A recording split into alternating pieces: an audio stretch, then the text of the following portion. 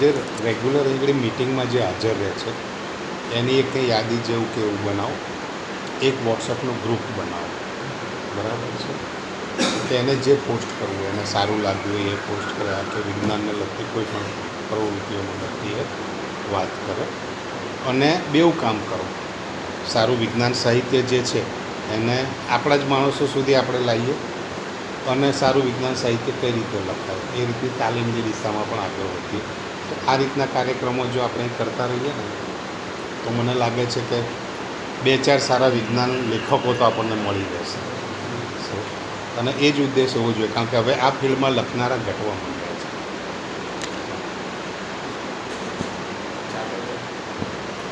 હું પહેલાં ઉત્સવભાઈને એક પ્રશ્ન પૂછીશ, ઘણીવાર પૂછતો હોઉં છું કે તમે સાહેબ વિજ્ઞાન લેખન લખવાનું શરૂ કર્યું તો એ લેખનમાં તમને કઈ કઈ સમસ્યાઓ નડી હતી અને એનો તમે ઉકેલ કઈ રીતે લાવ્યા?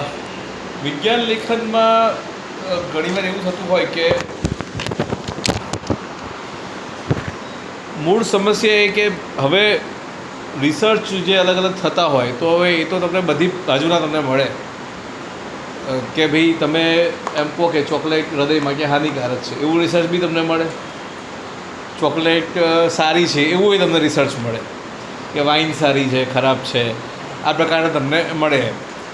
એટલે સૌથી પહેલાં જે ઓથેન્ટિક મતલબ કે હવે બે વ્યૂ જ્યારે તમારી પાસે આવે ત્યારે એક ઓથેન્ટિક વ્યૂ તમારે કયો લેવો, અથવા તો બંને વચ્ચે સંતુલન કરીને, એટલે પસંદ કરવા એવું નહીં કે પસંદ કરવું જ કરવું, ઘણીવાર તમારે બંને વ્યૂ મૂકવા જ જોઈએ એવું તો હું માનું છું. કે બંનેમાં બંને સાબિત થયેલી બાબતો હોય અને બંને ભલે વિરોધાભાસી હોય પણ બંનેના કંઈ તથ્ય તો કંઈક છે, કદાચ એમાં ફર્ધર ઇન્વેસ્ટિગેશનથી તમને વાતો એક મળે. તો જ્યારે આવી વિરોધાભાસી પણ સત્યાપિત થયેલી બાબતો હોય ત્યારે તમને એક નડતું હોય, એટલે એમાં તમારે બંને બાજુ સમજીને તમારે મૂકવાનું એ થતું હોય તો પહેલાં એ સમજી લઉં કે ભાઈ આમાં રિસર્ચની અંદર મેથેડોલોજીમાં અથવા તો સેમ્પલ લીધું છે એ કોણ છે.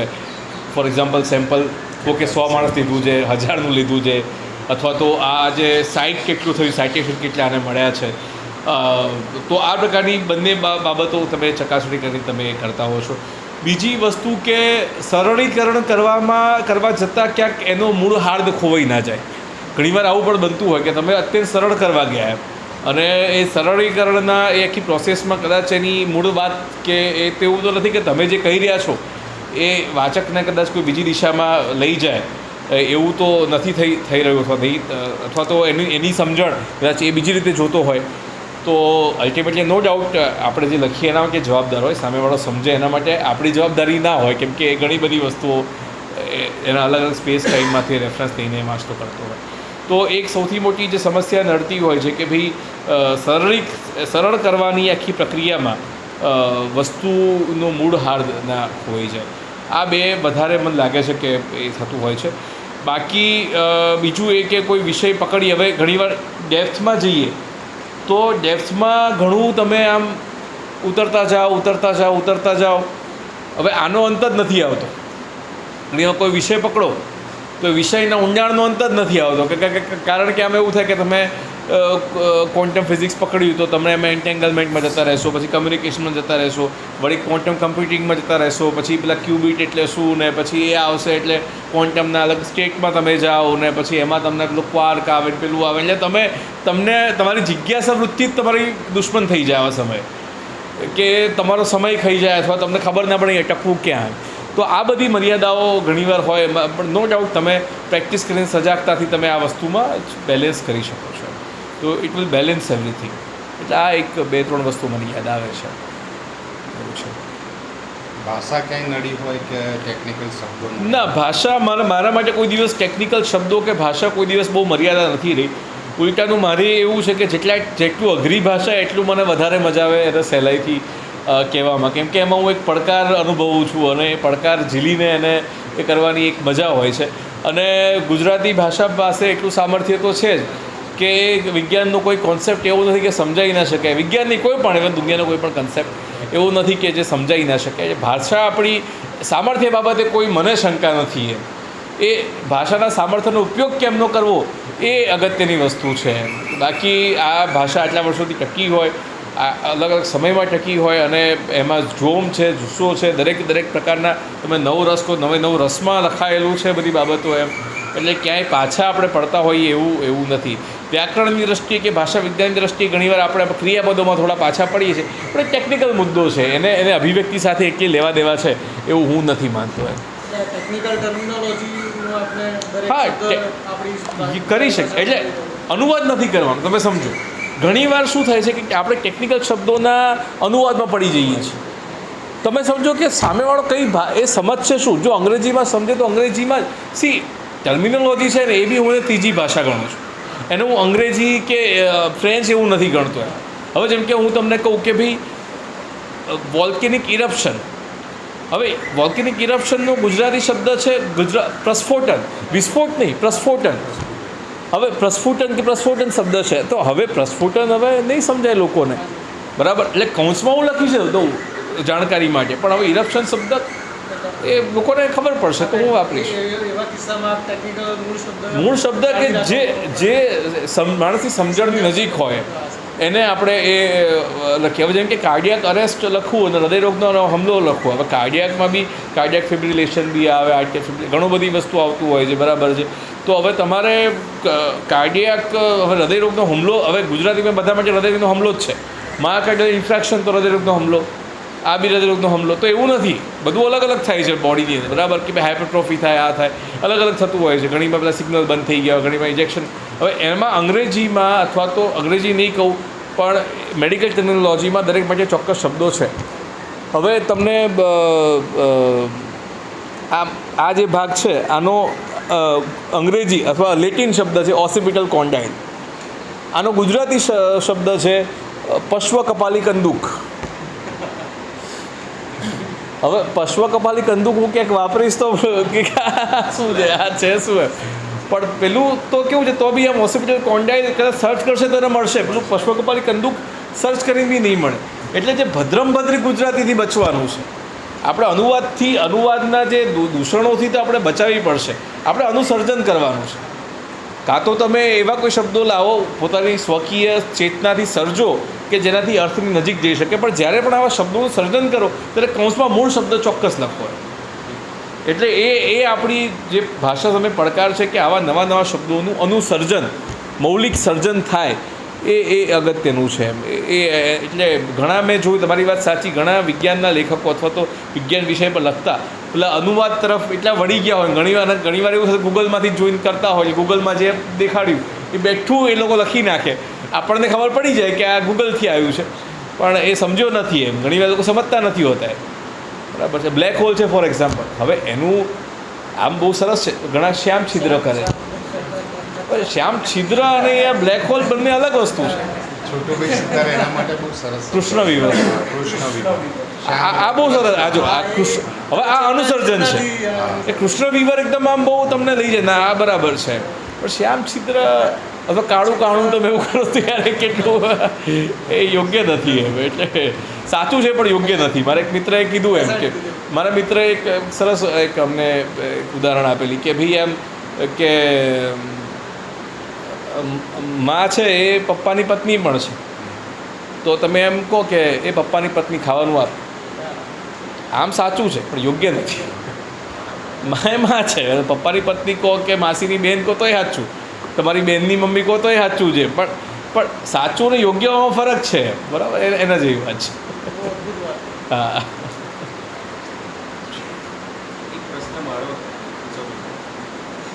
આપણે જે હમણાં વાત કરી પ્રવાસની, પેરુના, હા, અને અગાઉ એક મેં ફેસબુક પોસ્ટ આપી જોઈ હતી, એક્ઝેક્ટ નથી પણ એક જગ્યાએ આપ થોડા ભૂલા પડેલા સમય, રાતનો સમય હતો. હા. અને પછી એક કચ્છના રણમાં અમે જે ગયા. હા. તો એક નક્ષત્રો કે એના આધારે તમે હા. આગળ વધ્યા. હા, એટલે એમાં એવું છે કે અમે લોકો હમણાં જૂન મહિનાની જ વાત છે, અમારે એસ્ટ્રો ફોટોગ્રાફી, મિલ્કી વેની ફોટોગ્રાફી કરવી હતી એમ. હવે કચ્છના રણમાં અમે છે કે અંદર નાના રણમાં ગયા, આખું સૂકું હતું અને ત્યાં કશું જ નહીં એમ. અને હવે ગયા તો પેલો જે ગાઈડ હતો, જે લોકલ ગામવાળો એમ, એટલે એ અડધે સુધી આવીને કે સાહેબ આમાં હવે તો ગેડ નહીં પડે મને અહીંયાથી. અમે કીધું તને ગેડ નહીં પડે તો કોને પડશે? મારા મિત્ર જે હતા કૌશિકભાઈ એ બહુ હોશિયાર એટલે વાંધો નહીં આવ્યો. પણ હવે એ દિશા જોવા માટે પછી તારાઓની સ્થિતિના આધારે તમારે ઉત્તર પૂર્વ દક્ષિણ તમારે કરવું પડે.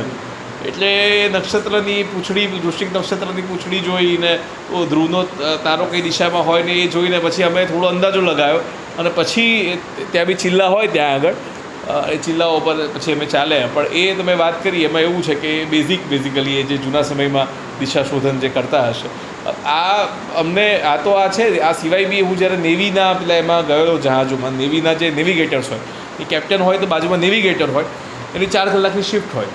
હવે આ લોકો જીપીએસને એના માટે તો બરાબર છે પણ પેલા જૂના જે બી દિશામાપક બધા હોય તો એના આધારે બી એ લોકોની પ્રેક્ટિસ ચાલુ હોય તો રાત્રે બી લોકો પેલી તારાની દિશા અને કાટકોણ લઈને કેટલું આ કરે. કારણ કે તમે અહીંયા સહેજ વળો પણ તમારું લક્ષ્ય તો તમારું 100 કિલોમીટર આમ રહી જાય. દરિયામાં તો સહેજ બી આમ થઈ જાય તમારું એમ એ તો એક્ઝેક્ટ જ જવું જોઈએ. એ થોડું 1-2 ડિગ્રીનો તફાવત અહીંયા 1-2 ડિગ્રી છે. જેમ તમે ટોર્ચનો બધો શેડો પાડો અહીંથી આમ કરો પણ દિવાલ પર તો કેટલું ખસે. આ તો આટલી દિવાલ છે દૂર તમે વિચારો કે આ 100 કિલોમીટર દૂર જાય તો એ કેટલું ખસ્યું હોય. તો ત્યાં બી એવું જ છે કે જ્યાં આમ તમે સહેજ કરો તો ચીન જેવું જાપાન પહોંચી જાવ એને જેવું છે.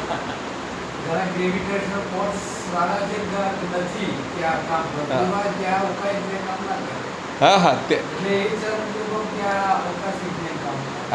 એટલે જે સ્થિર તમારા જે દિશા તો મૂળ સંદર્ભોના આધારે દિશાઓ તમે નક્કી કરી શકો. તો એક એવો અનુભવ એક રહ્યો હતો. આપને કોઈ ગમતી વિજ્ઞાન કથા વિશે ગમતી વિજ્ઞાન કથામાં તો ઘણી બધી વાંચી છે. જેમ કે H.G. વેલ્સના પુસ્તકો મને ગમે છે. આર્થર સી ક્લાર્કના પુસ્તકો પણ મને ગમે છે. અને અલગ અલગ જે કહી શકાય કે અલગ અલગ સમયમાં જે ક્લાસિક્સ વાંચી હોય તો ક્લાસિક્સનું મને પેલો એ શોખ ખરો એમ. પણ બે વિજ્ઞાન કથાઓ બહુ પહેલાં પણ હું તમને કહું તો એ મને બહુ યાદ રહી ગયું હોય ને તો ચંપકનો વિશેષાંક આવ્યો હતો. જો મને મારા પર જો બહુ અસર કરી હોય તો ચંપકનો વિજ્ઞાન વાર્તાઓનો વિશેષાંક આવેલો હોય અને એમાં ડાયનાસોરના ફોટા ને બધું હતું એમ. અને એ ફોટાની ઝેરોક્સ કરાવીને મેં સાચવી હતી કરી હતી. એટલે જો તમે મને આમ બહુ જ આમ સહજતાથી પૂછો તો સહજતાથી એ ચંપકનો વિશેષાંક મારો આમ ફેવરેટ છે. અને એમાં મને હજુ યાદ છે કે મેક્સિકોના રાષ્ટ્રપતિ આવે છે અને ધમકી આપે એક વાર્તામાં ચંપક ફોટો બી હતો નીચે કે અણુયુદ્ધ થવાનું છે આવું. જે વખતે મને ત્યારથી મારા મગજમાં કે મેક્સિકો બહુ શક્તિશાળી રાષ્ટ્ર છે. અને આજે બી મારી મનમાં એ છાપ છે કે આ પછી બીજી એક વાર્તા વાંચી હતી જેમાં એવું હતું કે 2 ભાઈ બહેન છે કે પહાડમાં ફરવા જાય છે. હવે બહેનને ઠંડી બહુ લાગે છે તો પેલો છોકરો લેયરિંગ કરી આપે છે. પેલું ગોદડું ઉપર પેલું એ ચાદર અને બીજું ગોદડું તો ઇન્સ્યુલેશન થાય. હવે ખબર નહોતી પણ એ ત્યારે છોકરો પણ બહુ હોશિયાર લાગ્યો હતો એમ કે આ કોઈ પરિસ્થિતિમાંથી લઈ આવે છે. આ વિજ્ઞાન કથાનો કેવો પ્રભાવ હોય છે તમે જોવો એમ. એટલે આજે બી ક્યારેક હું ઠંડા પ્રદેશોમાં જાઉં તો મને વાર્તા મને યાદ આવે એમ. તો આ બધી વાર્તાઓ મને સારી એવી મને આમ યાદ છે એમ. એ તમને સાચું કહું છું.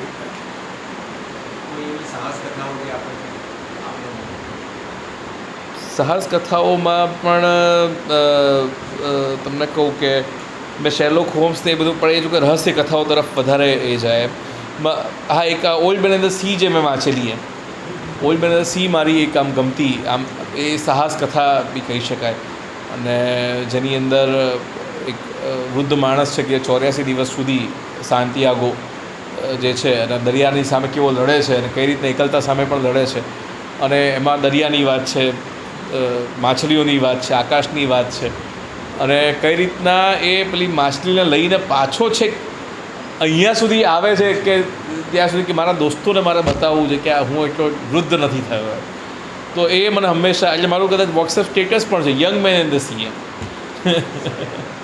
મારું વોટ્સએપ સ્ટેટસ પણ છે. અર્નેસ્ટ હેમિંગ્વેની કથાઓ મને ખૂબ ગમી છે.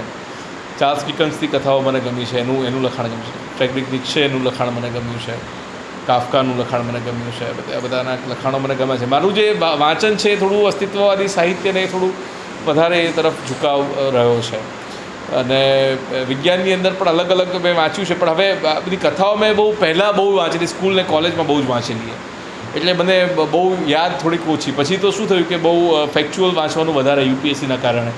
અને તમે પેલી કાલ્પનિક અને પછી વહીવટમાં તમે આવો એટલે કાલ્પનિકતા સાથે તમારો પેલો નાતો થોડો ઓછો થાય એમ. એટલે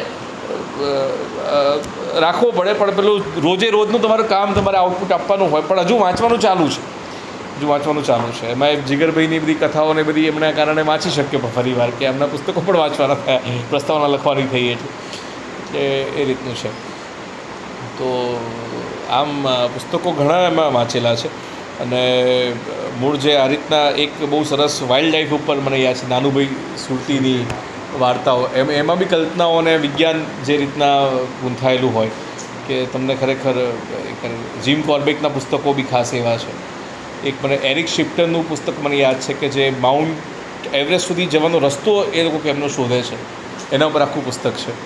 તો આ બધી જે વાસ્તવ સાથે જ્યારે અનુભવો સાથે જે કથાઓ જે જોડાઈ હોય એ તમને બહુ રોમાંચિત કરતી હોય છે.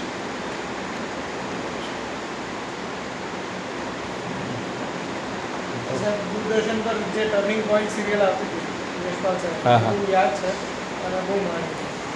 કદાચ છેલ્લા 20 વર્ષમાં મને કોઈ ધ્યાનમાં રહી જતું અને આપની કોઈ સજેસ્ટ કરવા લાયક કોઈ આવી કોઈ શ્રેણી અથવા તો આવો કોઈ કાર્યક્રમ હોય કે જે અમારે જોવો જોઈએ દૂરદર્શનની યુટ્યુબ સાઇટ પર, આપણે કોઈ ધ્યાનમાં વિજ્ઞાન વિશે ના, એટલે વિજ્ઞાન વિશે એક અર્થ મેટર્સ કરીને એક આવતો હતો. Earth Matters was a good programme છેલ્લા. હા, yes Earth Matters is a good programme. અને હવે અત્યારે ખબર નહીં, કારણ કે હવે આ બધા દિલ્હીમાં બનતા કાર્યક્રમો હતા અને પ્રોફેસર યશપાલ ગયા એના પછી બહુ સાયન્સ કમ્યુનિકેશનમાં એવું કામ નથી થયું જે કાર્લ સેગનમાં જેમ કે, અથવા તો નીલ જે ટાયસન જે અહીંયા કરે છે કે બ્રાયન ફોગ એ કરે છે, બ્રાયન કિંગ, તો એ પ્રકારના કાર્યક્રમો આપણી પાસે એવા કોઈ પર્ટિક્યુલર એવા થઈ નથી શક્યા. અમે અહીંયા હું કોશિશ કરી રહ્યો છું કે એવું કંઈક આપણે ઊભું કરીએ, ચાલુ કરીએ દૂરદર્શન અમદાવાદ ખાતે. પણ અમે થોડુંક એમાં શું છે કે લોજિસ્ટિકલી એટલે હ્યુમન રિસોર્સ આપણને જે પ્રકારે ગોઠવાય.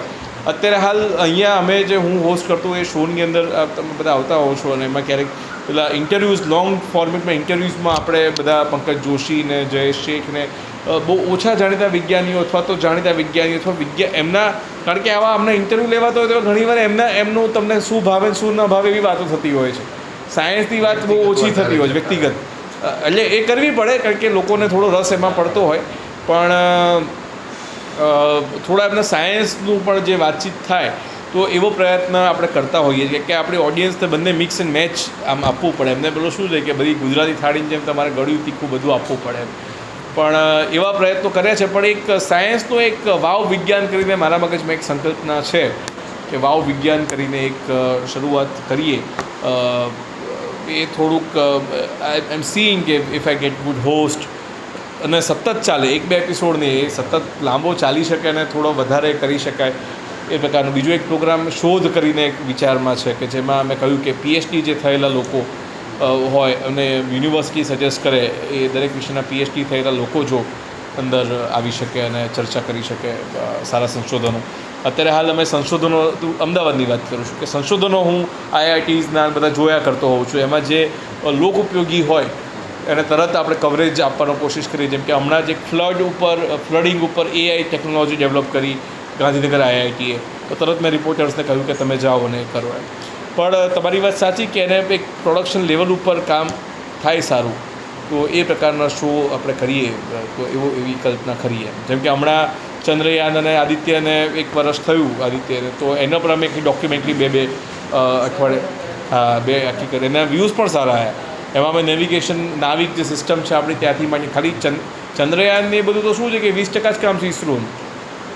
અસલી કામ તો જે ગ્રાઉન્ડ પર થાય છે આખું તો જે લોક ઉપયોગી એ તો બહુ અલગ જ કામ છે જે થોડું પોપ્યુલર નથી, પણ જે લોકો બહુ જ મોટા પાયે કરી રહ્યા છે જે આપણી લાઈફ બદલી શકે એમ. જેમ કે તમારું જે માછીમારો માટે માછલીઓ ક્યાં વધારે છે શું છે. અત્યારે હાલ પૌરાણિક જ્ઞાન હવે કામ કેમ નથી આવતું? કારણ એ છે કે હવે વિશ્વ બહુ ફટાફટ બદલાઈ રહ્યું છે.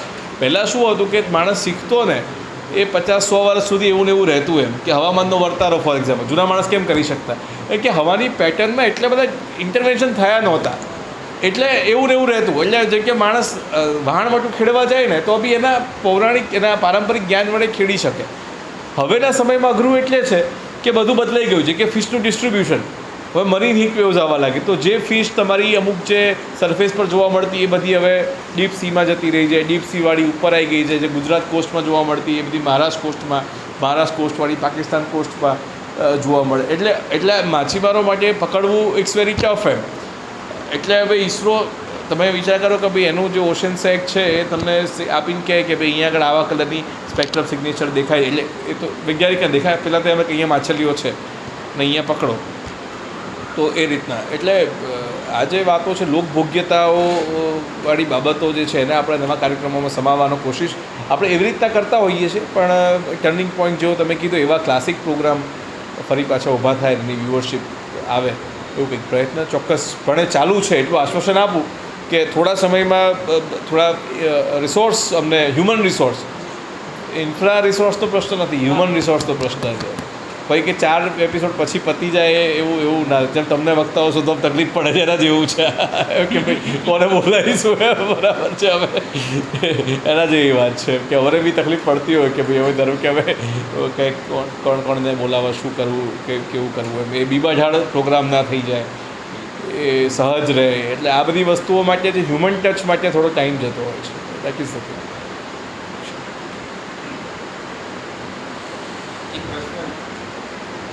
તમારા જે દૂરદર્શન પર જે શો હોય છે એવું કોઈ યાદગાર તમને જે અત્યાર સુધી કોઈ શો યાદગાર રહી ગયો હોય કોઈ?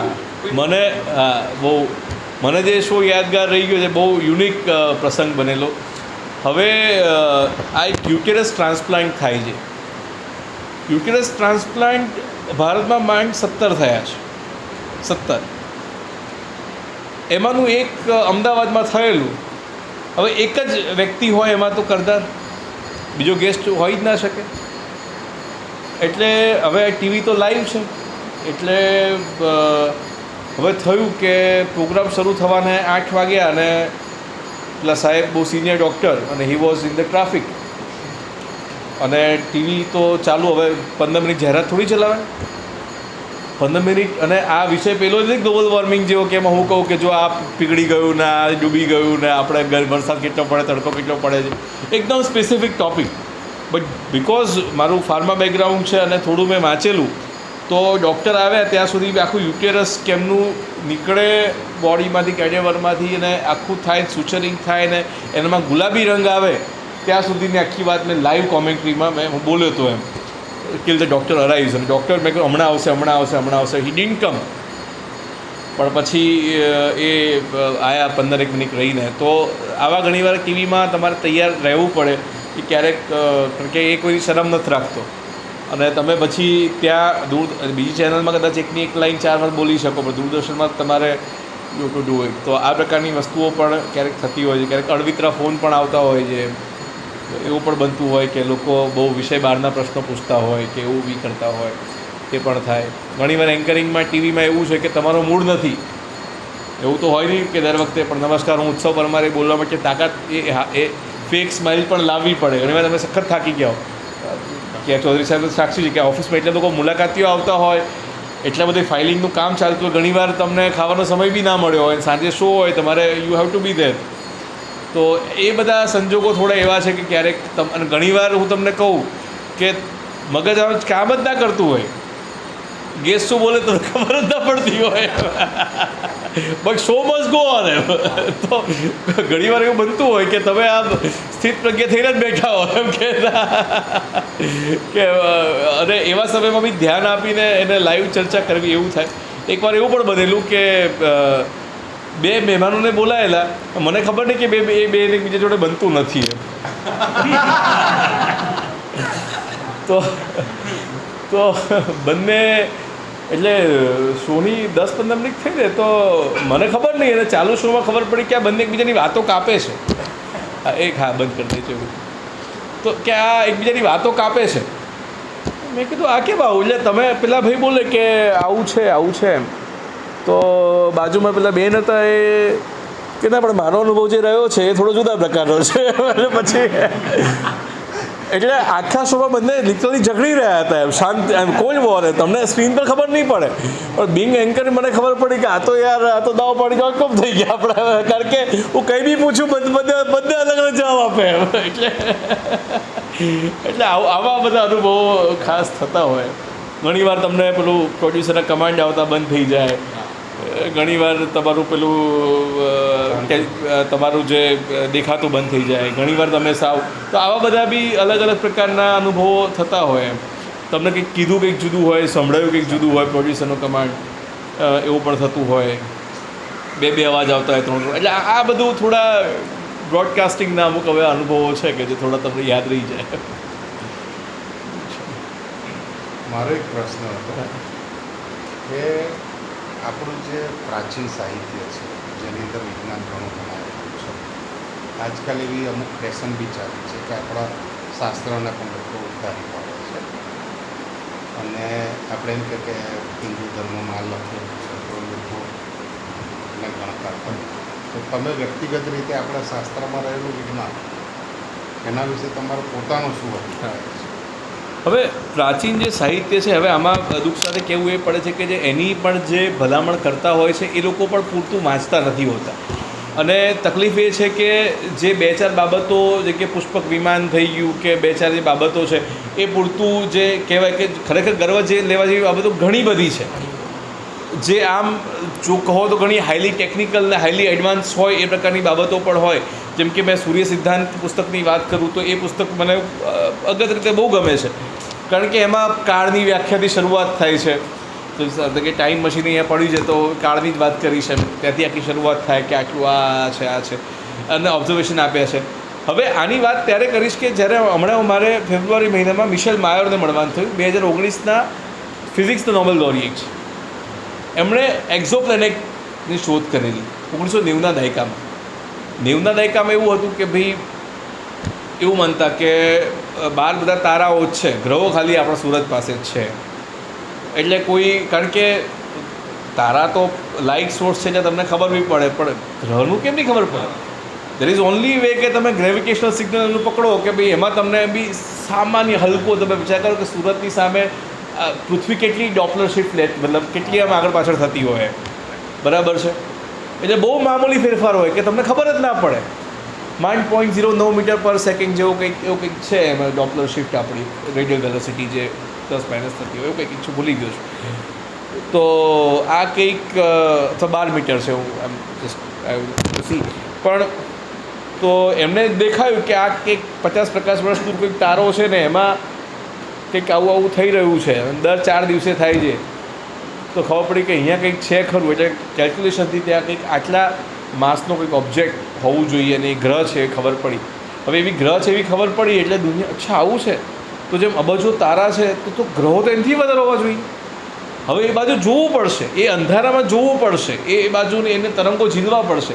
એટલે આખું સાયન્ટિફિક ઇન્સ્ટ્રુમેન્ટેશનની ટેકનિક આખી બદલાઈ ગઈ અને છે કે ક્યાં સુધી પહોંચી? જેમ્સ વેબ ટેલિસ્કોપ સુધી. That's why he got Nobel prize, because exoplanet discovery તો બરાબર છે, એ બરાબર, પણ એ ખોલવાથી પેલું જે કહેવાય કે ભાઈ આવું નહોતા માનતા. હવે એમની સાથે વાત કરી રહ્યો હતો. સૂર્ય સિદ્ધાંતની અંદર બેઝિકલી શું છે કે ઓબ્ઝર્વેશનના આધારે જ, હવે તમને એમ કહી દઉં કે અહીંથી તમે સુરતનું અંતર માપ, તમારે કશું કરવાનું નહીં, કાગળ ને પેન્શન ઓબ્ઝર્વેશનથી માપ, તમે કેમ ના માપશો?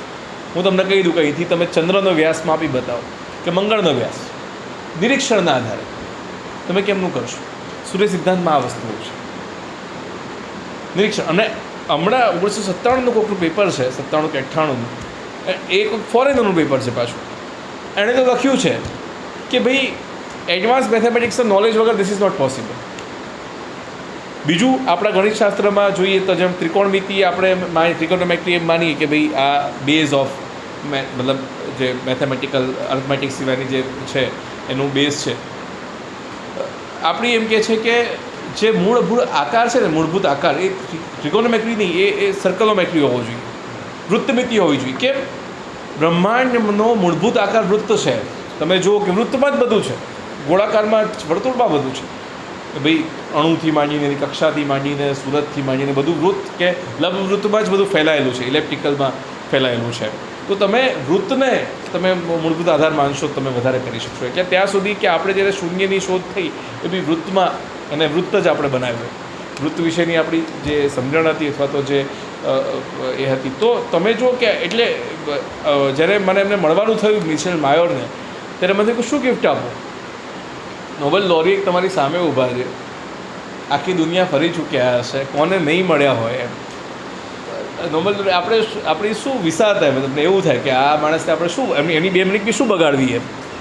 એટલે પછી મને થયું કે આમને હવે મળવા જઈએ તો કંઈક તો લઈને જઈએ. એટલે કે સૂર્ય સિદ્ધાંત, હવે આ સૂર્ય સિદ્ધાંત પુસ્તક પણ અહીંયા અવેલેબલ નથી. એ વોશિંગ્ટન ડીસીની કોઈક લાઇબ્રેરીમાં કોઈક અંગ્રેજે અનુવાદ કરેલું 17મી 18મી સદીમાં, એની કોપી હતી. એટલે એ કાઢીને એની ઝેરોક્સ મતલબ પ્રિન્ટ કાઢી બાઇન્ડ કર્યું અને એ પછી મૂક્યું.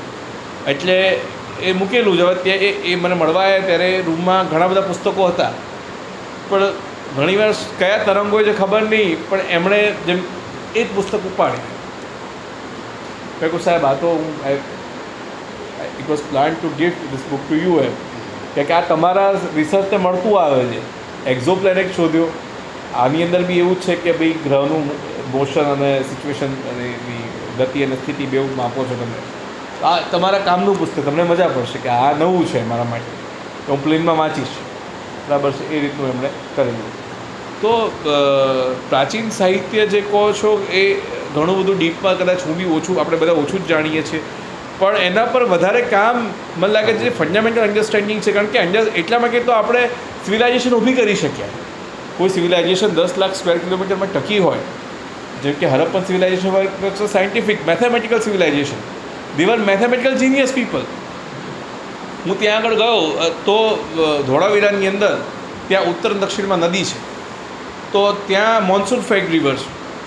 હવે ત્યાં વોટર હાર્વેસ્ટિંગની સિસ્ટમ કેવી છે? હવે ત્યારે થોડા પંપ હતા, તો એ બંને નદી વચ્ચે 13 ડિગ્રીનો ઢાળ છે. તો એ ઢાળ ઉપર એમણે 13 ડિગ્રી બહુ નહીં કહેવાય, પણ એમને ખબર છે કે પાણી ભરાય તો ક્યાંથી 23 એમણે પહેલાં રાખ્યા કે આ ભરાય તો ઓવરફ્લો થઈને અહીંયા પછી આ બહાર છે. આમ આખા વખતનું પાણી એ લોકોએ સાચવ્યું.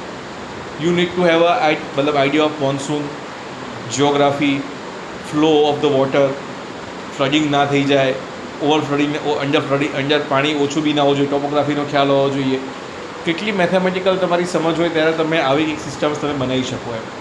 અને through out the Indus valley civilisation એના બેઝિક્સ તો બધા સેમ જ છે. તો તમે ગણિતના કારણે જ તમે બધું કરી શકો. તમારા ઘણા બધા તમે જુઓ છો કે ભાઈ આ વસ્તુ કેમની થઈ. ગણિત તો આપણે જે સ્ટ્રક્ચર્સ આપણા અત્યારે બનેલા સ્ટ્રક્ચર્સ તૂટી જાય, જ્યાં જૂના સ્ટ્રક્ચર્સ ઊભા છે. તો સિવિલ એન્જિનિયરિંગને એમના વડનગરમાં જ્યારે હું ગયેલો ત્યારે મેં જોયું કે ભાઈ ત્યાં 9મી સદીની આસપાસ પેલા જમીનની અંદર ભૂકંપના ત્યાં અવશેષ પેલા મળ્યા. હવે ત્યાં સેડિમેન્ટેડ જમીન છે, એટલે ત્યાં એટલું બધું બહુ આમ અવશેષ એટલા મળતા નથી, પણ થોડી ખબર પડી. એ પછીના લેયર્સમાં જે ઘરો મળ્યા ને, એમાં શોક પ્રૂફિંગ માટે બાંબુ મતલબ લાકડું અને અથવા વાંસ અથવા લાકડું અને ઈંટો એમ ગોઠવી બનાવેલા. એટલે એમને કંઈ પેલું વિઝડમથી જ એમણે કામ કરેલું છે. તો આ બધી વસ્તુઓ આપણે તમે કોઈ બી જગ્યાએ જાઓ, ભૂંગા જોઈ લો, આપણા ટેમ્પરેચરને મેન્ટેન કરવાનું હોય, એ કંઈ થર્મોડાયનેમિક્સના નિયમો ભણેલા છે, પણ એમની અન્ડરસ્ટેન્ડિંગ તો થર્મોડાયનેમિક્સ જેવી જ છે. તો આ વસ્તુ જે કહેવાય કે આપણે નથી સમજતા, નથી રાખતા.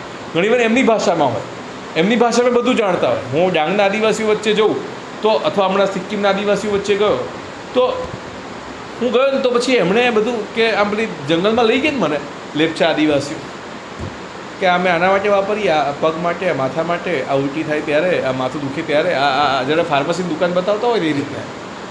દે know everything, they deal with it. પણ આપણી પાસે એક ટ્રાન્સલેશન નથી. મારે ડૉક્ટર અભય બંગને મળવાનું થયું. ડૉક્ટર અભય બંગને પદ્મશ્રી મળેલો હતો, અને આમ ઓલિયા માણસ એમ, એ ગઢચિરોલીમાં એમણે કામ કર્યું છે. તો એમની પાસેથી મને બહુ સરસ વાત આમ જાણવા મળી કે આમ આ જે ગેપ છે ને તમે એની જોડી શકાશે. કે પહેલાં એ ત્યાં આગળ ગયા આપણે કે હવે મારે આ 60-70ના દશકની વાત છે કે ગઢચિરોલી આખો નક્સલગ્રસ્ત આખો વિસ્તાર હતો, ગરીબ એકદમ વિસ્તાર આખો. અને કે હું ડૉક્ટર તરીકે મેં વિચાર્યું કે હું માત્ર ને માત્ર ગરીબોની સેવા જ કરીશ, હું વિશેષ બીજું કશું નહીં કરું. અને એટલે એમણે શું કર્યું કે ગયા કે ભાઈ એનિમિયા પકડ્યો અને ત્યાં સરખો કર્યો બધાનો એનિમિયા, કે બીજો કોઈ રોગ હતો, એનિમિયા જ મારા ખ્યાલથી. તો એમાં એમ રાષ્ટ્રીય નેશનલ એવોર્ડ ને એ બધું મળ્યું. એમ તો બહુ સારી વસ્તુ છે. પછી ગામ લોકો પાસે ગયા કે અબ તો આપ ખુશ છે ને,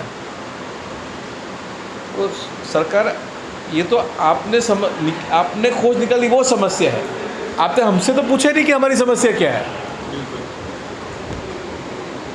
तो क्या हाँ बात बराबर છે યાર, આ તો બી ડૉક્ટર મને લાગે એ સમસ્યા છે, પણ એક્ઝેક્ટલી આમની સમસ્યા શું છે? તો એ જંગલોમાં ફર્યા, ગામમાં ફર્યા ને ખબર પડી કે આમના ત્યાં શું થાય કે બાળકો જન્મતા વેત મૃત્યુ બહુ પામે છે।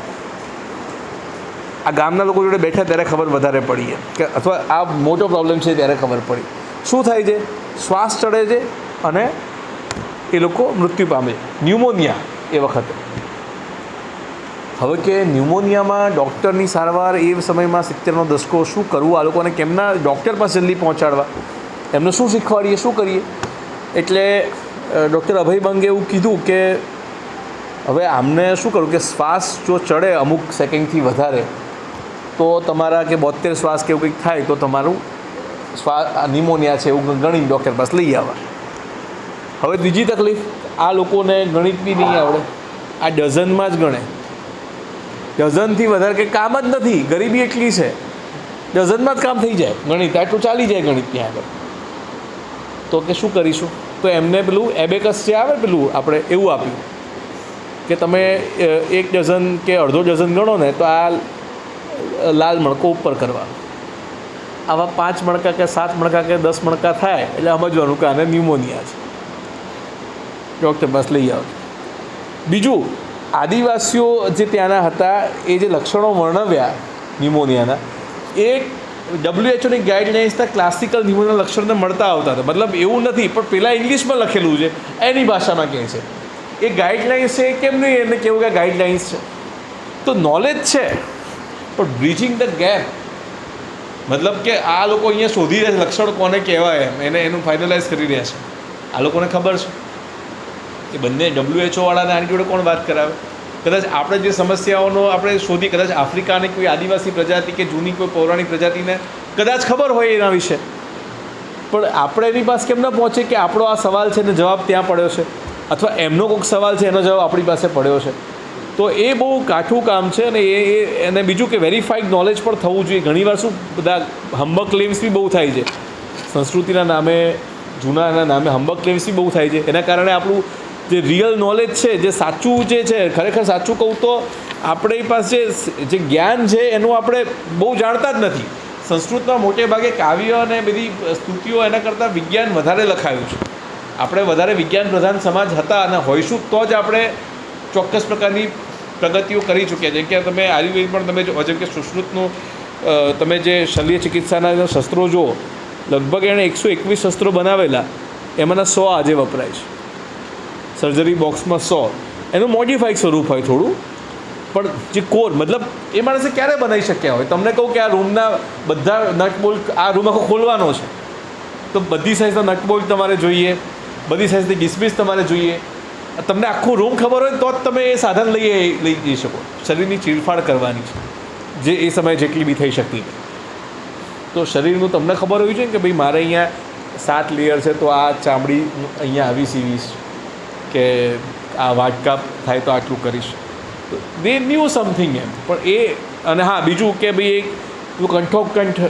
નોલેજ રહ્યું, શિક્ષણનો વ્યાપ ના થયો, અમુક સમુદાય સુધી જ જ્ઞાન મર્યાદિત રહ્યું, આ બધી એક સમસ્યાઓ પણ નડી એમ, લેખિતમાં એ ના થયું, એ સૌથી મોટું નડી ગયું છે એ આપણે આમાં કે ભાઈ જ્ઞાન જે સીમિત લોકો સુધી રહ્યું અને લેખિત સ્વરૂપમાં નહીં રહ્યું ને કંઠોકંઠ રહ્યું એમ, એ પરંપરા કદાચ હું સમજું છું કે થોડુંક, અને પછી બીજા આક્રમણકારીઓ આવ્યા અને એમાં પણ જે નાશ ઘણો બધો થઈ ગયો એમ, પણ છતાંય ઘણું માનીએ છીએ કે સચવાયેલું પડ્યું હશે। જેમ કે ઇન્ડસ વેલી સિવિલાઇઝેશનની ભાષા જો આપણને ખબર પડી, એ ખબર પડે તો આપણને ઘણી વાતો ખબર પડે। જ્યાં સુધી જેમ્સ પ્રિન્સેપે બ્રાહ્મી લિપિ નહોતી શોધી ત્યાં સુધી ખબર નથી કે અશોક નામનો મોટો રાજા થઈ ગયો। Ashok was lost till 17th-18th century, nobody knew about it because એ ભાષા નહોતી ખબર। તો મને લાગે છે આ ભાષાના જેટલા આપણા સંવાદોને એ કરી શકીશું એટલું આપણે વધારે સારું એ કરી શકીશું અને વધારે રિયલ સાયન્ટિફિક જે વસ્તુ પર આપણે એમ મને લાગે છે કે there are more things to take pride about rather than the things we keep boasting about એમ। સર મારો એક ક્વેશ્ચન છે, આપણો અત્યારનો ટોપિક સાયન્સ કોમ્યુનિકેશન, તો સાયન્સ કોમ્યુનિકેશન વધારવા માટેની પ્રેક્ટિકલ ટિપ્સ એનું થોડું બેકગ્રાઉન્ડ રહ્યું, જેમ કે અત્યારે આપણે કહું કે શ્રોતા શોધવામાં બહુ તકલીફ પડી રહી છે, સોરી વક્તા શોધવામાં બંનેમાં. જે આગળ બુદ્ધિ બોલે બિલકુલ સાચી વાત, શ્રોતા શોધવામાં ભયંકર તકલીફ પડે છે. તો લોકો કેમ નથી આવતા? આ રેશિયો રિડિક્યુલસલી સ્મોલ કેમ છે? મતલબ લોકો સાહિત્યનું ફંક્શન, જેમ કે હું સચિવાલયનું હું જેટલું જોતો આપણે કહું કે આપની પાસે બ્રોડ સેન્સ હોય, બરાબર, મેં એટલું પિક્ચર જ જોયું છે. તો લોકો સિવિલ સર્વિસીસ વ્યવહારિક એની અંદર બહુ ઇન્ટરેસ્ટેડ હોય, બીજી બધી વસ્તુઓ સાઈડમાં પીએચડી થયેલા પણ આવતા હોય, એમબીબીએસ થયેલા પણ આવતા હોય, વિવાસો તરીકે. અને સિવિલ સર્વિસીસની એક એજ વીતી જાય અને સચિવાલયના અમુક એવા ડિપાર્ટમેન્ટો જ્યાં કામ ના હોય, તો ફ્રીડમમાં શું કરે? એટલે પછી સાહિત્ય સર્જન થાય, કવિતાઓનું સર્જન થાય.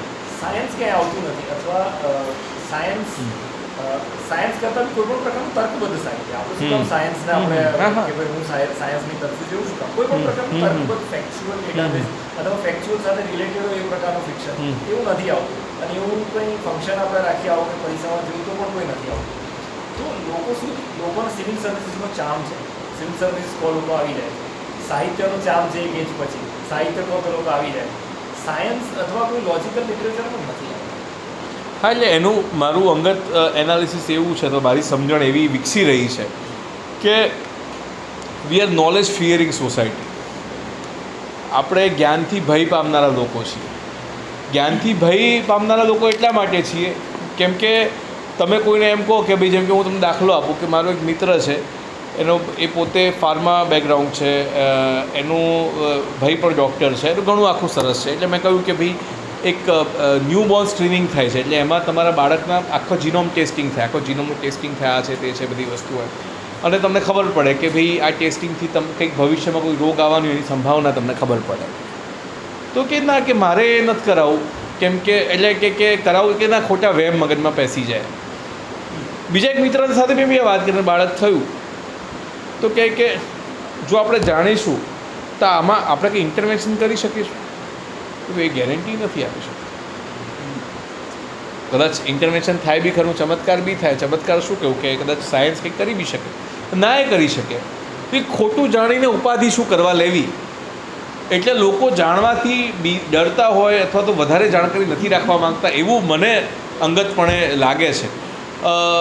એટલે નોલેજથી એ બીક છે. એટલે તમે જુઓ કે આપણા મહાભારતની અંદર પણ જે સહદેવ છે ત્રિકાળ જ્ઞાની હતો, તો કશું બોલતો નહોતો. એ સૌથી દુઃખી માણસ એ જ હતો, કારણ કે જાણવા છતાં કશું કરી નહોતો શકતો. એટલે આમાં જાણવા કરતાં જે માણસ એક્શન લે છે એ માણસ સમાજમાં વધારે પેલું એવું એ પ્રકારનું છે કે ભાઈ અર્જુન જે લડી ગયો કે બધા સહદેવ જે શું એને ખાલી જાણ્યું, he could not do anything. એટલે when you know things and when you can't do anything, એ વધારે પીડાદાયક હોય છે. એટલે કદાચ બ્રહ્માંડને તમે વધારે, એટલે તમે જેટલા બી જાણકાર વ્યક્તિ તમે જોશો ને, એ મેં કીધું આપણે હમણાં જ વાત થઈ કે વાસ્તવમાં વધારે જાઓ તો પીડા જ તમારી પાસે આવશે. અત્યારે હાલ શું છે કે ભાઈ બીજા વિશ્વો તમારા માટે કલ્પના છે, પણ બીજા વિશ્વો જ્યારે તમારા માટે વાસ્તવ થઈ જશે તો તમે કલ્પના બી નહીં કરી શકો કદાચ. વધારે જાણી લીધું. એટલે દુનિયા 3 ભાગમાં છે: નોન, અનનોન ને અનનોએબલ. જ્ઞાત, અજ્ઞાત અને અજ્ઞેય. જ્ઞાત નાનું સર્કલ છે, અજ્ઞાત એનાથી મોટું, અને અનનોએબલ અજ્ઞેય કે જે જાણી નહીં શકાય એ તો એનાથી પણ મોટું સર્કલ છે. લાઈક તમે વેન ડાયાગ્રામ કરો તો મને એમ લાગે છે કે ભાઈ લોકો જાણીને વધારે દુઃખી થતા હોય અને દુઃખનો રસ્તો નથી મળતો હોતો, એવું પેલું એ છે. એટલે પેલું છે કે ભાઈ સબ્બમ દુઃખમ, અને દુઃખ છે, દુઃખનું કારણ છે કાં તો રાગ છે કાં દ્વેષ છે, અને એટલે લોકો કદાચ જાણીને દુઃખી નથી થવાનું. જાણીને કોઈ સુખી થયું હોય એવું મને કોઈ વ્યક્તિ કહે, કે અથવા તો જાણીને પછી એમ જ કે આ બધું નકામું છે. આપણે બધાએ બી આટલું બધું જાણ્યું, આમ તમે વિચાર કરીએ, આપણે તો જે જાણીએ છીએ કદાચ ના જાણતા હોત તો આપણે સર્વાઈવ તો કરી જ લેતા, અને કદાચ ઓછું જાણતા હોય તો વધારે સારું સર્વાઈવ કરી શકાય છે. ઘણીવાર મને એવું પણ લાગતું હોય છે, કારણ કે એ વખતે આપણામાં સાહસ વૃત્તિ હોય. ઓછી જાણકારી તમને ઘણીવાર મૂર્ખામી તરફ પણ લઈ જાય અને સાહસ વૃત્તિ તરફ પણ લઈ જાય, કે જે કદાચ આપણે મને આમ અમુક કિસ્સાઓ પણ ગયા કે સ્કૂલમાં જે આપણે આમ જે તોફાન કરતા, જેમ કે આપણે કોઈના બગીચામાંથી પેલી કેરી પાડી આપણે ખાઈ શકતા, અત્યારે આપણે ના કરી શકીએ, બરાબર છે. તો અત્યારે હું મારી જાણકારી સાથે ભૂખ્યો સૂઈ જઈશ, એ વખતે મારી જાણકારી વગર હું મસ્ત કેરીઓ ખાઈ સૂઈ જતો. તો અલ્ટિમેટ જે ઓબ્જેક્ટિવ આપણને મને લાગે છે કે ના જાણવાના એમાંથી જે સાહસ વૃત્તિ મળી જાય છે. આ તો પહેલાંમાં આર્થર પકડી ગયો લીંબુવાળો, પણ ખરેખર એ પૈસા ચોરીને આવી ગયો હોત તો એ કુડ બી એ ગ્રેટ રોવરી એમ, અને he would be so happy કે હું લીંબુનો રસ લગાવીને ગાયબ થઈને પૈસા ચોરીને આવી ગયો. પણ તેમ છતાં સર કમ્પેરેટિવલી લાઈક બીજા કન્ટ્રીઝ કરતાં તમે જુઓ તો થોડું ઓછું હોય આપણું. પછી ઇવન ઇન્ટર સ્ટેટ્સ આપણે કમ્પેરિઝન કરીએ તો સાઉથના કેટલાક રાજ્યો કરતાં આપણું વલણ ઝુકાવ ઓછો હોય છે. પણ એ દરેક પ્રજાની પોતાની એક ખાસિયતો તો રહેવાની જ નહીં. અને બીજી વસ્તુ છે કે આપણી પ્રજાની જે પૈસા કમાવાની ખાસિયત છે, પણ આપણો ઇન્કમ ટેક્સ આવે તો નીચે બધે કામ થઈ શકે છે. તમે સમજો કે તમને સરકારી વિભાગમાં જો કે તમારી પાસે વિચાર હોય પણ ફંડ ના આવે તો શું કરશો એમ. 1991 સુધી આપણી પ્રોગ્રેસ હતી જ નહીં એમ. ગ્લોબલાઇઝ થયું આપણું માર્કેટ, લિબરલાઇઝ થયું, આપણી પાસે ફંડ આવ્યા, પૈસા આવ્યા, તો આપણે સોશિયલ વેલફેરમાં નાખી શક્યા, R&Dમાં નાખી શક્યા, આટલા મોટા પ્રોજેક્ટ્સ કરી શકીએ છીએ, ફંડ લઈને ચૂકવી શકીએ છીએ. તો દરેક પ્રજાનો આપણો ઉપયોગ, મતલબ ટીમમાં દરેક પ્રકારના માણસ હોવા જોઈએ. બધા રિસર્ચ કરશે, અથવા બધા જ કમાઈ લેશે, અથવા બધા જ મજૂરી કરશે, અથવા બધા જ માઇગ્રેશન કરશે, તો ઇટ વોન્ટ બી પોસિબલ એમ. એટલે મને ગુજરાતી તરીકે તમે પણ જુઓ કે પેટ્રોનાઇઝ જે કરે છે, વિક્રમભાઈ સારાભાઈ મિલ માલિકના છોકરા ના હોત અને સાયન્ટિસ્ટ હોત તો એ નોકરિયાત તરીકે મરી ગયા હોત. Because he had money, he could move things. એમણે અટીરા બનાવ્યું, એમણે ઇસરો તો પછીથી, એ તો ચલો સરકારી પ્રયત્ન પણ છે, એમનો પણ છે, પણ પીઆરએલ તો ટોટલી એમનું હતું યાર. સરકાર તો પછી એની અંદર પાછળથી આવી એમ. વિચાર કરો, because he was textile mills owner son, બરાબર છે, પણ એ એમને નબીર હોવાનો ફાયદો ઉઠાવ્યો આપણા સાત દેશી ભાષામાં કહું તો. પણ એટલે એ બધી વસ્તુઓ પણ જરૂરી જ છે, પણ નો ડાઉટ એક સતર્કતા, એક જાગૃતતા જે હોય એ બહુ અગત્યની છે. કે ઘણી બધી વાર આમાં નિરાશાને મેં કીધું કે જ્ઞાનનો મને એવું લાગતું હોય છે કે ભાઈ લોકોને પોતાના પૂર્વગ્રહો સંતોષાય એમાં વધારે મજા આવતી હોય છે. જે તમે જાણો છો, જેના આધારે તમે 20, 25, 30 વર્ષ જીવનના કાઢી નાખ્યા છે, એમાં નવું જ્ઞાન આવશે તો બધું હચમચી જશે. તમને કહી દઉં કે ભાઈ હવે તમે જે પરીક્ષા આપી છે એસઓની કે ડીવાયએસઓની, ઇનવેલિડ છે. Your life will be in shackles. અથવા આપણે જે કરીએ, મને કાલથી કોઈ કહી દે કે યુપીએસસી ઇનવેલિડ એક્ઝામિનેશન છે, આઈએસની પરીક્ષા આખી ઇનવેલિડ છે, તો હું તો લડવાનો ને વેલિડિટી માટે. આ તો નોકરીની વાત છે, સીધું જોખમ પણ દેખાય છે. પણ જે નિર્ણયો માટે જે આપણી મોરલ સાયકોલોજી કામ કરતી હોય, જેના આધારે આપણે ગાડી લીધી છે, ઘર લીધું છે, લગ્ન કર્યા છે, મા બાપને રોજ સવારે પગે લાગ્યા છીએ, એ વસ્તુ 30મા 35મા વર્ષે, 40મા વર્ષે જ્યારે જીવન આમ એક સુસ્થિર સલામત કુંડાળામાં જવાની ચેષ્ટા કરી રહ્યું છે, ત્યાં હિરોળા મારતા કોઈ બી નવા વિચારો આવે ને તો એ સ્વીકારવા અઘરા હોય છે. સ્પર્ધા તો કરવા, એ સ્થિરતામાંથી બહાર નીકળવું, તમે વિચાર તો કરો એમ. એક એજ પછી તમને બહુ સ્થિરતા જ તમને ગમે એમ, જે સલામતી હોય, નિશ્ચિતતા હોય એમ. અનિશ્ચિતતા હોય એ દિશાઓમાં જવું અથવા તો એ લઈ જવું, કારણ કે જ્ઞાન એવા દરવાજા ખોલી આપે ને તમારા, ઘણીવાર તમને અનિશ્ચિતતા તરફ લઈ જાય. એટલે એ હું માનું છું કે એ પછી 30s પછી તમે આમ કહેવાય કે 20sમાં તમે કમ્યુનિસ્ટ હો, 30sમાં કેપિટાલિસ્ટ થઈ જાઓ, પછી 40sમાં કશા તમારે બસ બેસીને પછી ભજન જ દાર્શનિક થઈ જાઓ તમે, છેલ્લે જ બચે જ્ઞાન. એટલે તમે પછી તમે જુઓ કે પછી તમને જ્ઞાન માટે પ્રેમ થાય 60-70ની ઉંમરમાં, જ્યારે તમારી પાસે ગુમાવવાનું કશું ના હોય. નિર્ણયો બધા લેવાઈ ચૂકાઈને પછી તમે જ્ઞાનના પ્રેમી થાવ એમ. નિર્ણયો લેતી વખતે કદાચ જ્ઞાન રાખવું મે બી, અને શક્ય પણ નથી. ક્રિટિકાલિટી તમારી વધી જાય. તમને કહો કે ગાડી લેવી છે, હવે તમે કહો કે હું મને એન્જિન બી જોઈશ, આ બી જોઈશ, આ બી જોઈશ, તો વેરી ટફ. ફોન લેવામાં બધું પ્રોસેસરના બધામાં એટલે ઊંડો ઉતરી જઈશ તો હું કંઈ ખરીદી જ નહીં શકું. પણ મારા ભાઈબંધે લીધું છે ને, એને આ ગાડી મસ્ત આવે, લઈ લે, વર્ક ઇઝ ઇઝી, ફોન મસ્ત એ લઈ લે યાર, હવે વિચારવાનું નથી એમ, તો મારું કામ ઇઝી થાય છે, હું નિર્ણય લઈ શકું છું. નહીંતર તો હું અભ્યાસ કરતો જ રહી જઈશ, હું નિર્ણય નહીં લઈ શકું એમ, કે હું એક્શનમાં નહીં આવી શકું. એટલે હું માનું છું આ બધા કારણો હોઈ શકે. પણ અને હા, જે અવાજ વિજ્ઞાનનું છે માનવ જીવનનું શાનું અવાજ વિજ્ઞાન જે આપણે મને ખ્યાલ નહીં આવે તમારો પ્રશ્ન. અવાજ જે આપણે જે અવાજ હા, બ્રહ્માંડમાં અવિનાશી ગણાય. હા, ના અવિનાશી તો નથી એમ. એટલે હા. નાશ નહીં પામતો. ના ડેફિનેટલી સાઉન્ડ બેઝિકલી જે છે સાઉન્ડની અલગ અલગ ફ્રિકવન્સી છે. આ બી એક ચોક્કસ આપણે 20 હર્ટ્ઝથી માંડીને 20,000 હર્ટ્ઝ સુધી આપણે સાંભળી શકીએ છીએ. એની બિયોન્ડ પણ અવાજ છે, એની મૂળ સાઉન્ડની અલગ અલગ ફ્રિકવન્સીઓ છે અને એ એક ચોક્કસ માધ્યમમાં જ ટ્રાવેલ કરે છે. તમે જે વાત કરો છો એ તો કેવું છે કે ભાઈ આપણે માત્ર ને માત્ર હવા છે પાણી છે, બાકી તમે વેક્યુમમાં તો ત્યાં વાત કરી નહીં શકો. એટલે ત્યાં કોઈ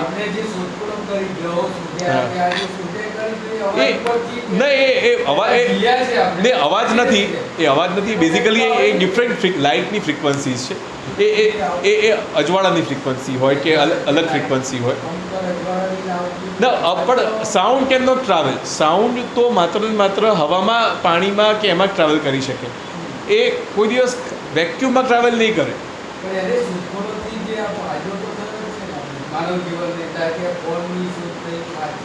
હા, અવાજ એ સ્વાભાવિક છે કે તમે ફોર એક્ઝામ્પલ જે અવાજનું જે ચોક્કસ ફ્રિકવન્સીના અવાજો હોય, ફોર એક્ઝામ્પલ, તો ફ્રિકવન્સીના આપણા મગજમાં બી બ્રેઇન વેવ્સ આવતી હોય છે.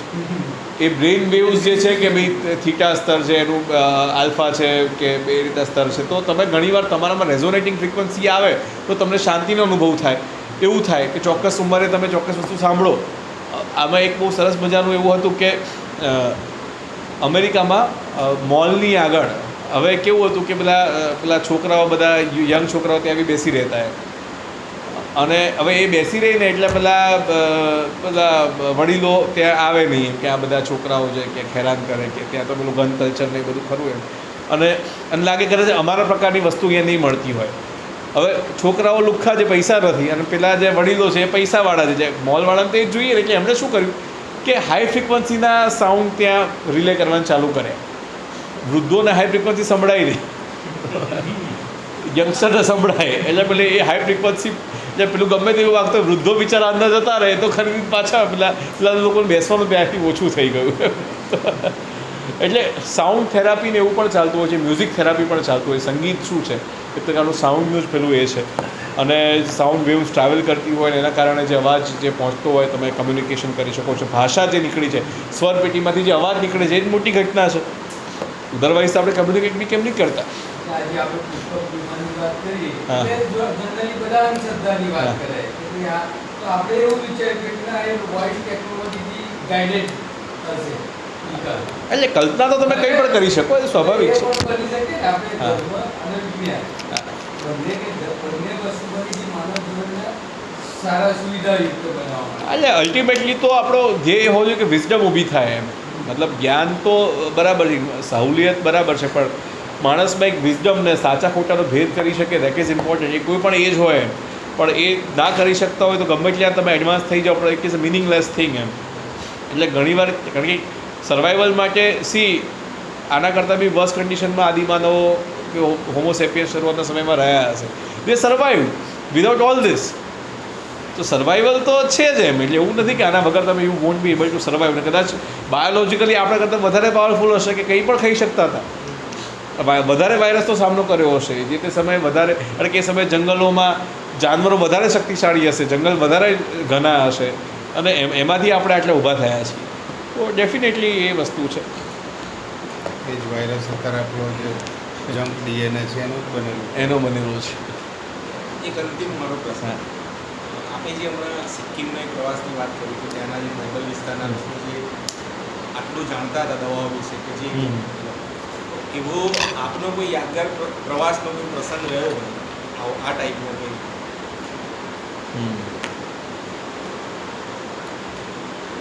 એ સિક્કિમમાં જ આ લેપચાઓ વચ્ચે જે રહ્યો એ મારો એક ખાસ યાદગાર પ્રવાસ રહ્યો છે. બાકી બધા ડિફેન્સના ને એ બધા પ્રવાસો મારા ખાસ, જેમાં હું સબમરીનમાં ગયો હોઉં કે પછી નેવીની શિફ્ટમાં બેઠો હોઉં કે સુખોઈ મેં પ્લેન આખું મેં લાઈવ એક કોકપિટ મેં જોઈ અને કઈ રીતના સુખોઈ કામ કરે છે. હમણાં છેલ્લે 2 અઠવાડિયા પહેલાં જ ક્વોન્ટમ કમ્યુનિકેશન આખું મેં લાઈવ મેં જોયું. એટલે આ બધા અનુભવો મારા ખાસ અલગ અલગ થયા છે. એટલે આમ જોઈએ તો ઘણા બધા અનુભવોમાંથી આમ પસાર થયેલો છું. અત્યારે એક પાછું યાદ કરવું પાછો અઘરો પડે. પણ એક અનુભવ મારો એવો સરસ રહ્યો હતો કે પનામા નહેર જે છે એ ઉપરાષ્ટ્રપતિ સાથે 5 દેશોના પ્રવાસ પર હતો એમ. તો હવે એ તો આપણે પનામા નહેર વિશે આપણે ખાલી પુસ્તકોમાં વાંચ્યું હોય સૌથી લાંબી નહેર કહીને આવું છે ને તેવું છે ને એ નહેર સમજાવી મને કોણે? પનામાના રાષ્ટ્રપતિએ. પનામાના રાષ્ટ્રપતિ આપણા ઉપરાષ્ટ્રપતિને મારી ડ્યુટીના ભાગરૂપે હું નજીકમાં ઊભો હતો એમ, એટલે એ તો સમજાઈ રહેતા ઉપરાષ્ટ્રપતિને, બટ આઈ વોઝ પ્રેઝન્ટ દેર એમ. એટલે જોતાં જોતાં આમ પાછળ બી જુએ ને કે આ બહુ છે, દેખો this is the way we do this, Maria flock સ્કૂલે છે ને આ છે ને તે છે. એટલે that has very much very much interesting thing કે લાઈફ ટેક્સ યુ વેર એમ, કે you study this in to the books and someday you never expected that the president of Panama will explain Panama Canal to you. You will be present there when it is being done. તો આ એક અનુભવ એક ખાસ રહ્યો છે. બાકી જંગલોમાં ગયા હોય તો આવી રીતના આદિવાસીઓ સાથેના તમે વાતો તમે જાણો, એમની પાસેથી સમજો. એક મને બહુ સરસ આપણે ડાંગમાં ગયો ત્યારે અનુભવ થયો એમ કે ઘડિયાળ શોધાઈને પછી અહીંના મજૂરોનું શોષણ અટકી ગયું. કીધું એવું કેવું? કે પહેલાં એવું હતું ને કે લોકોને મજૂરોને ખ્યાલ નહીં આવે કે સમય કેટલો થયો છે, તો એમને 5 કલાકનું કહીને એમને થોડો કોણ ગણવાનું છે, આખો દિવસ કામ કરાવી લેતા એમ. પણ કે હવે તો પેલી ઘડિયાળો જ્યારથી આવી 30-40 વર્ષથી એ વિસ્તારોની અંદર, પહેલાં તો તમને ખબર છે માત્ર કે આવડ ક્લોકમાં જ પેલું હોય. તો આવી બધી વાતો ત્યાં જાઓ તમને ખબર પડે કે ભાઈ ઘડિયાળની શોધ, વિજ્ઞાન એક જંગલના આદિવાસીને અધિકાર માટે કેટલો જાગૃત કરી શકે છે, એ આ વાત છે. ઘડિયાળના શોધકને નહીં ખબર હોય કે ઘડિયાળ શોધવાથી મારું શોષણ અટકી શકશે. This is something sometimes you connect the both the world. તમે જ્યારે બંનેના એવા ક્ષેત્રમાં બંનેની વચ્ચે આવીને ઊભા રહી જાઓ ને, ત્યારે તમને બહુ જ જબરદસ્ત દ્રશ્યો કે તમને જોવા મળતું હોય છે. વ્યક્તિ વિશેષના મળીને જે તમે હમણાં સાયન્ટિસ્ટની વાત કરી, વ્યક્તિ વિશેષ તો ઘણા મળ્યો છું એમ, કે જે તમને આમ એ એવરેસ્ટ ચડનારા પણ હોય, કે પછી હું હમણાં જે ઇવાન આઇકલરને મળ્યો હતો કે જેણે વાય ક્રોમોઝોમ પર હવે એ માણસ વિશે ટાઈમ્સના 2022ની પાવરફુલ માણસની યાદીમાં હતા એ.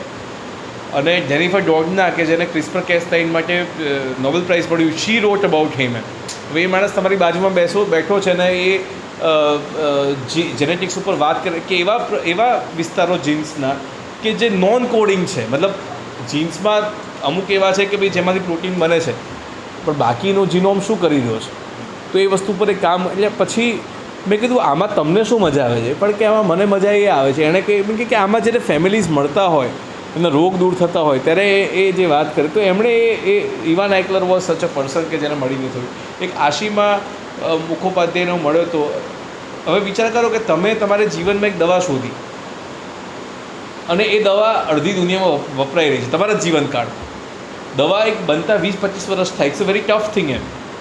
કે એના she lost her father at the age of 21 અને 21 વર્ષની કે 22 વર્ષની ઉંમરે એ બી ડૉક્ટર હતા અને આણે ચાલુ કર્યું 20 કલાક લેબમાં કામ કર્યું અને ઓલાપારી નામની એક દવા જે બ્રેસ્ટ કેન્સરમાં BRCA2 જીનના મ્યુટેશનથી જે થાય એ દવા એ આજે આપે. પણ એ દવાના કારણે લગભગ 10-20% લોકોના જીવ મતલબ તમારી સામે જ તમને બચે છે. એટલે એ કેવી આખી વાત છે. તો આવા ઋષિમુનિઓ પ્રકારના લોકોને મને મળવાનું મળ્યું છે. તો આઈ કીપ મીટિંગ પીપલ. અભય બંગ મેં વાત કરી, હવે એ માણસોએ જે કામ કર્યું છે it's a very legendary work they have done. So all across the પોલિટિશિયનમાં પણ એવા તમને મળતા હોય, તમને સામાજિક કાર્યકર્તાઓ. મારી જોબમાં સારી વસ્તુ એ છે કે આઈ મીટ લોટ્સ ઓફ પીપલ અને બધા જ એવા મહર્ષિ પ્રકારના લોકો જ આવતા હોય કે જે તમને હંમેશા કંઈક જ્ઞાન તમને સારું એવું આપી જાય. મને એક મળ્યા હતા દાદા, એટલે અમે આ 12મી એપ્રિલ હતી તો પેલું 14મી એપ્રિલે ટાઇટેનિક ડૂબી ગયું એમ, તો મને એ દિવસ છે. તો એમ થયું કે આપણે કંઈક દરિયાની આસપાસ કંઈક આપણે ચર્ચા ગોઠવીએ ટીવી પર. એટલે મને થયું કે આપણે મારી પેલી ઓલ્ડ મેન ધ સી ગમે છે તો કંઈક એના ઉપર જ આપણે એક ક્લાસિક શ્રેણી ઉપર બહુ ઓછું વિશ્વ સાહિત્ય પર કામ આવતું હોય ચર્ચા કરીએ આપણે, થોડું એ બાને લોકો જાણે. તો જે પ્રોફેસર આવ્યા ને એ કંઈક 80-82 વર્ષના હશે કે કાલે જ મારા પત્ની ગુજરી ગયા. એને બધું પતાવીને મને એટલે મને કન્ફર્મેશન આપતા વાર થઈ ગઈ. પણ મારી પત્નીને મેં કીધું હતું કે તારા મર્યા પછી હું મારું કામ ચાલુ રાખીશ. એટલે આજે હું આવ્યો છું કેમ કે મેં મારી પત્નીને કીધેલું કે મારે કામ ચાલુ રાખવાનું. મને ચહેરા પર આમ એકદમ શાંતિ એમ મેં આવો માણસ પહેલી વાર એમ જોયું કે પહેલી વાર આવા કિસ્સા સાંભળ્યા હોય પણ આવા પ્રકારના માણસો તમે સાંભળતા હો જોતા હો એટલે સરકારમાં શું છે કે લોકો સાથે તમારું ઇન્ટરેક્શન જે થતું હોય ઇવન ગામડાઓમાં પણ તમારે હું જતો હોઉં છું ત્યાં પણ લોકો સાદા લોકો મળતા હોય કે જે આમ એક્સ્ટ્રા ઓર્ડિનરી કામ કરતા હોય પગ નથી પણ ડાન્સ કરી રહ્યા છે. એક રાજપીપળામાં એક જણનું હતું કે ભાઈ ગાંડો માણસ છે પણ એ માને એટલું સાચવે છે કે માને લારી પર લઈને આખા રાજપીપળામાં ફરે છે અને જે કંઈ બી એને ખાવા પીવાનું મળે માને ખવડાવે રાખે માં બેટો આવી રીતના જ ફરે રહે. This kind of things.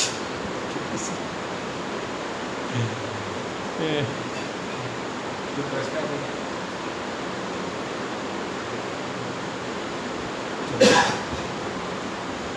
Let's call it a day. આભાર વિધિ કરો.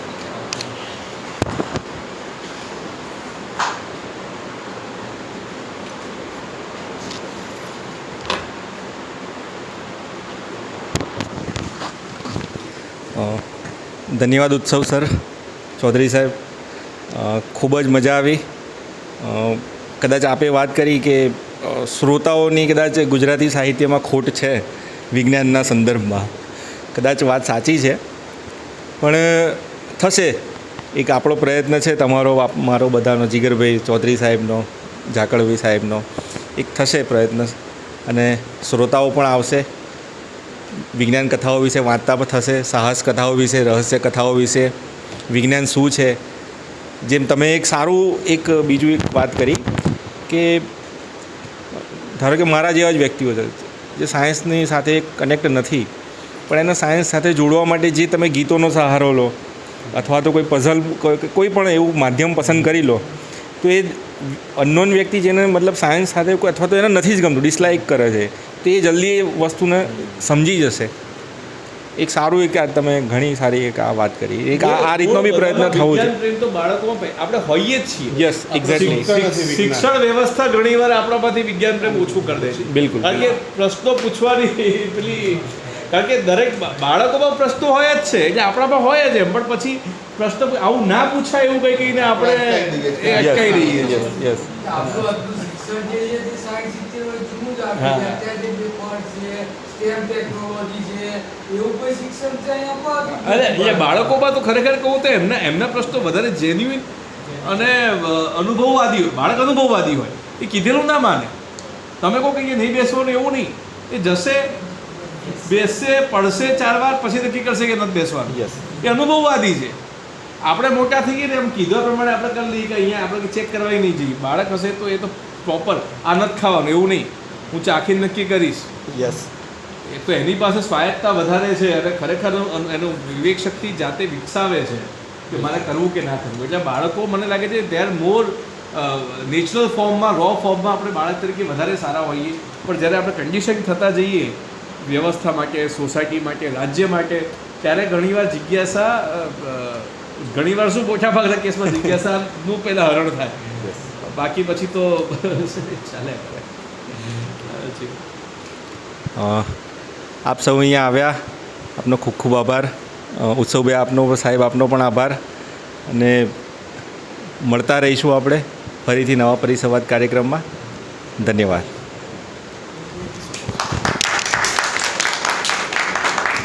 સાહેબ ફક્ત એક પરિસંવાદ નહીં, એક યાદગાર અનુભવ હતો અને ખરેખર સાહેબ અને ખાસ તમે આયોજન કર્યું બદલ તમારો